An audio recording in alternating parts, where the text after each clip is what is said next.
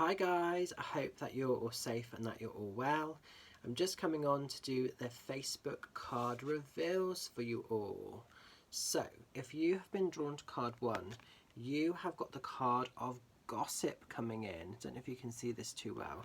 Now, gossip's really interesting. Now, it could be that you are finding yourself the victim, the subject to gossip around you. It could also be that you are the gossiper. Now, what's really important when the card of gossip comes out, people can have their judgments, their opinions of stuff, but it doesn't need to sacrifice, it doesn't need to tarnish our own heart center. Now, because these are the Chakra Wisdom Oracle cards, the colours represent aspects of our energy, and green is all about our heart-based chakra, it's our heart-based energy. And I think with gossip, it's remembering that people can have a judgment, they can have an idea, they can have a view of something, and it doesn't necessarily need to tarnish or hurt or rob anything from you. Very often, whatever we do in this world, somebody somewhere is going to say something, and it only need matter or it only need affect us if we buy into that version of something. So if there's gossip, if there is slander going on around you, the key thing with this is actually looking at this a little bit deeper and thinking or saying to yourself or identifying, why is that triggering me? Because when we know our truth, why would we care what Tom, Dick or Harry is going around saying? It doesn't matter. There's a lot of gossip that goes on, and I think it's a human part of nature. Unfortunately, with some people, they can't help themselves by get involved, stir the spoon and all the rest of it. But literally, when you know your roots, when you know what you're about, your magic, your worth, your power, people can have a judgment, they can have a limitation, they can talk about you, but it doesn't need to detract, it doesn't need to take away anything from your energy. And if it is causing a trigger process, rather than the gossiper themselves, this is about looking at why is that kind of causing a reaction, why are you feeling reactive to that, why do you feel that you have to prove a point or prove your worth. It's not always easy. Sometimes, we have to actually really sort of hold space for ourselves and think, well, why is this affecting me so much? But go a little bit deeper and you'll have the format or the ways or the tools to overcome, whatever you find you're met with here. And if you're somebody that is wasting time gossiping at the moment, invest in yourself, because you don't get any merits, you don't get any sort of rewards for hurting, sabotaging, limiting or causing problems with people around you.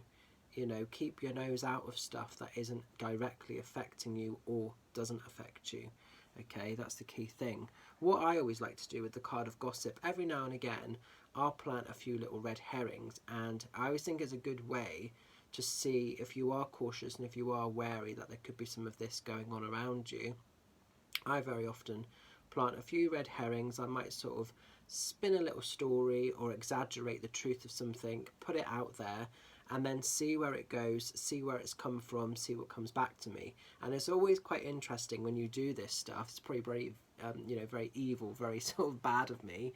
But do you know, it makes me laugh because it's always the people that you perhaps psychically felt were the ones, that maybe are backstabbing or causing a little bit of dramatics or drama that might proclaim to be all love and light on the surface.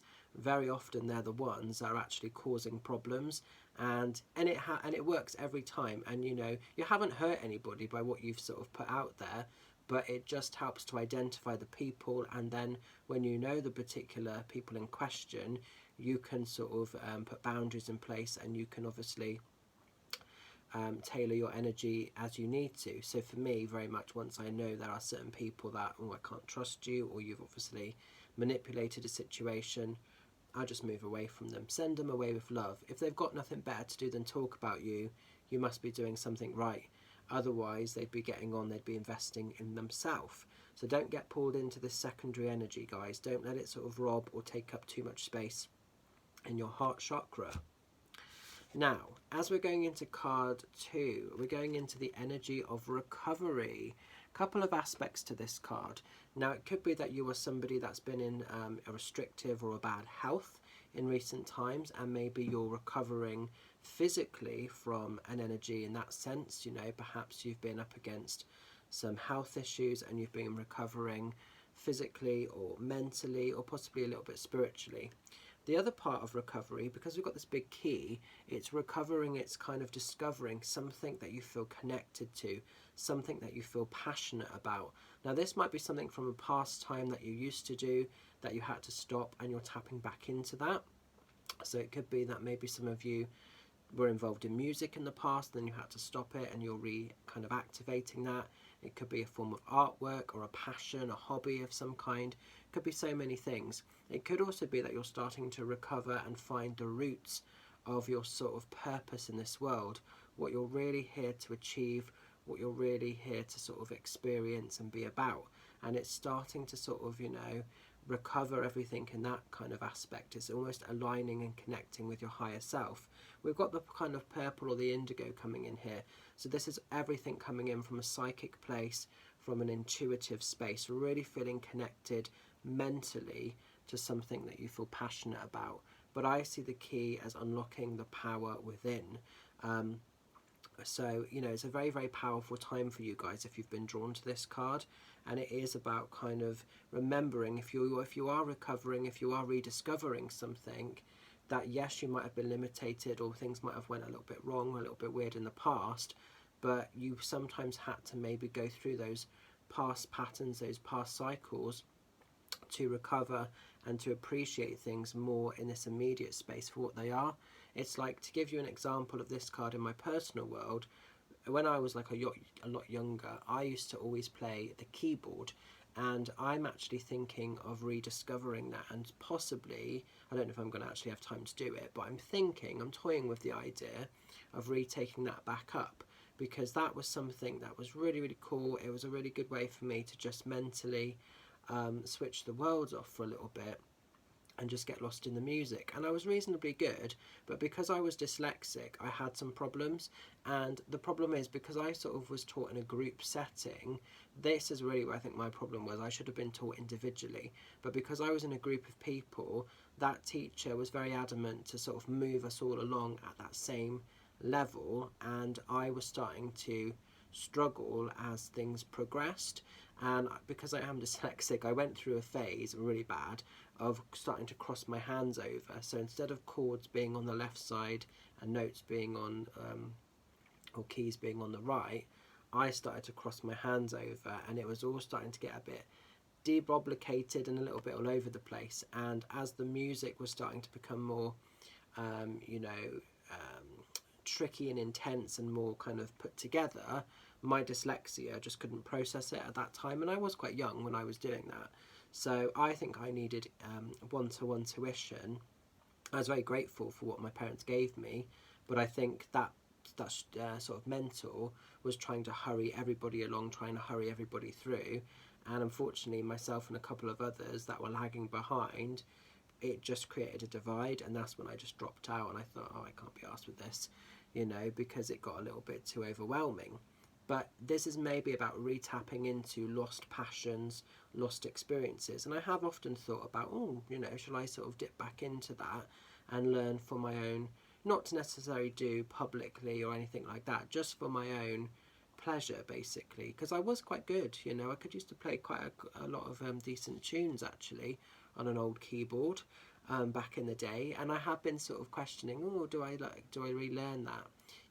So it's rediscovering things in some cases, but it's recovering, the interests that maybe you hold to you, as well as, like I say, if you're somebody that's recovering physically from a health or perhaps limitations mentally, things of this nature. So it's a mixed message, this one. It holds two parts to it. So I'm going to leave that with you and hope it resonates and makes sense. Now then, if you've been drawn to card 3, we're going into the power of wisdom. Wisdom is this old, ancient energy that runs through lots of us, particularly those that are a little bit more spiritually in tune and a little bit more spiritually awoken. But we all have wisdom to give. We're always the teacher and we're always the student in equal measure. And I think that's the journey of life to kind of seek the lessons, to learn the wisdom, but then be able to impart it naturally, you know, through our life to other people around us. So wisdom is very powerful. This is about seeing things, working again from that heart space connection. It's about not kind of getting reactive to stuff. It's about trying to see things from a higher place of perception and magic. What are the situations? What are the teachings? What are the lessons being gifted at this time? What is the real wisdom of the world about at the moment? So if you feel like you're going through situations, problems, uncertainties, that's the human side of things. That's the physical energy of what we're experiencing.